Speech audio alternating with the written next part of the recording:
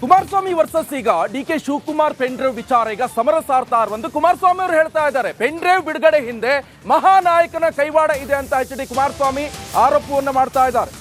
DCM DK Shivakumar ವಿರುದ್ಧ ಮಾಜಿ CM Kumar ಇದೇ ವಿಚಾರಕ್ಕೆ ಡಿಕೆ ಶಿವಕುಮಾರ್ ಅವರು ಕೂಡ ರಿಯಾಕ್ಟ್ ಮಾಡಿದ್ದಾರೆ. ಕುಮಾರಸ್ವಾಮಿಗೆ ನನ್ನ ನೆನಪಿಸಿಕೊಳ್ಳಿಲ್ಲ ಅಂತ ಹೇಳಿದ್ರೆ ಅವ್ರಿಗೆ ಸರಿಯಾಗಿ ನಿದ್ದೆ ಬರಲ್ಲ.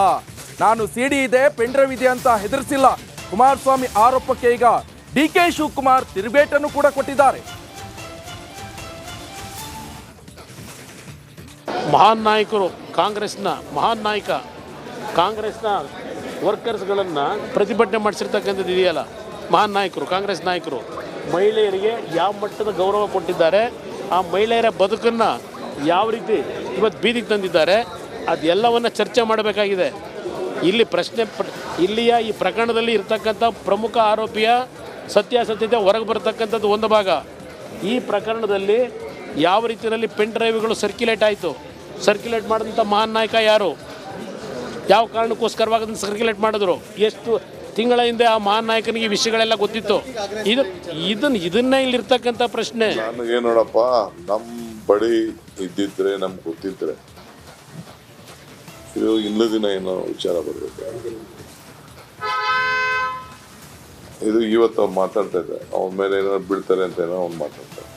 ಇವತ್ತು ಬೆಳಗ್ಗೆ ಹೇಳಿದ್ದೆ, ಅದು ಯಾರೋ ಡ್ರೈವರ್ ಅಂತೆ, ಆ ಹುಡುಗ ಹೆಸರು ನಂಗೆ ಗೊತ್ತಿಲ್ಲ, ಡ್ರೈವರ್ ಅಂತೆ, ಅದು ಯಾರೋ BJP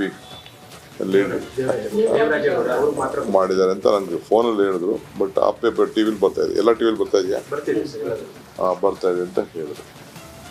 ಸೊ ನನಗೇನಾದ್ರು ಇತ್ತು ಅಂದರೆ, ನಾವು ನಮ್ಮ ರಾಜಕೀಯದಲ್ಲಿ ನಮ್ಮ ಕಾರ್ಯಕರ್ತರು ಅದನ್ನು ಭಾಳ ಉಪಯೋಗಿಸಿರೋ ಬಿಡ್ತಿರೋ. ಬಟ್ ನಾನಂತೂ ಇಂಥ ಚಿಲ್ಲರೆ ಕೆಲಸಕ್ಕಂತೂ ಕೈ ಹಾಕಕ್ಕೆ ಹೋಗಿ ಏನಿರೋ ಚುನಾವಣೆಯಲ್ಲಿ ಎದುರಿಸೋ ನಾನು ಸಿದ್ದರಾಮಯ್ಯ ಇದು ನಾನು ಯಾವತ್ತೂ ಜೋಬಲ್ಲಿ CD ಇದೆ, ಪೆನ್ ಡ್ರೈವ್ ಇದೆ, ಪೆನ್ ಡ್ರೈವ್ ಬಿಚ್ಚಿನಿ ಅಂತ ನಾನು ಯಾವತ್ತೂ ಹೇಳಕ್ಕೋಲ್ಲ.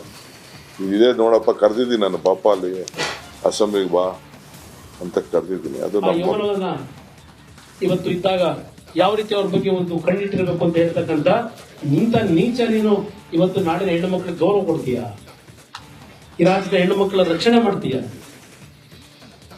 ನಾನು ಏಕೋಚದಲ್ಲಿ ಮಾತನಾಡಬಾರದು.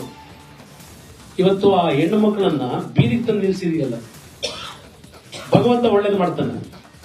ಪ್ರಜ್ವಲ್ ರೇವಣ್ಣ ಅವ್ರು ತಪ್ಪಿದ್ರೆ ಹ್ಯಾಂಗ್ ಮಾಡಿ.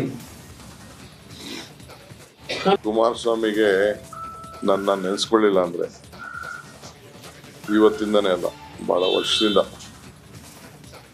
ಅವರು ಅವ್ರ ಕುಟುಂಬದವರು ನನ್ನ ನೆನೆಸ್ಕೊಳ್ಳೇಬೇಕು. ಅವ್ರು ನೆನೆಸ್ಕೊಳ್ಳಿಲ್ಲ ಅಂದರೆ ನಿದ್ದೆನೂ ಬರೋದಿಲ್ಲ, ಊಟನೂ ಸೇರೋದಿಲ್ಲ, ಅವ್ರಿಗೆ ಸ್ಫೂರ್ತಿನೂ ಬರೋದಿಲ್ಲ. ಸೊ ಎಲ್ಲ ಅವ್ರಿಗೆ ನಾನು ನೆನೆಸ್ಕೊಂಡ್ರೆ ಆಗ ಬೇರೆ ವಿಚಾರ ತೆಗೆದುಕೊಳ್ಳುತ್ತೆ, ಅವ್ರಿಗೆ ಸ್ಫೂರ್ತಿ ಬರ್ತದೆ.